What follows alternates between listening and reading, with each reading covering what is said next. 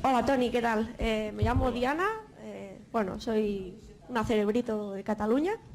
Lo primero, sí, cerebrito, porque ahora explicaré por qué. Lo primero es que el tema de la economía, llevamos ya más de 10 años jodidos por culpa de España.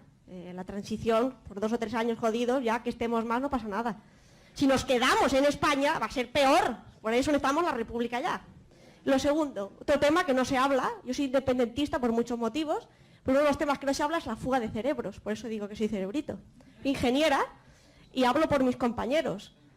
Como tú bien has dicho, Cataluña es una pedazo de potencia flipante. O sea, somos la hostia, los mejores médicos, los mejores arquitectos, lo mejor. Gracias. Yo digo, no sé, llámalo amenaza, lo que quieras, pero como no se proclame la República, nos largamos los cerebritos. Continuará la fuga de cerebros. Porque esto, yo para vivir en una dictadura, lo siento, pero no. Así que República ya.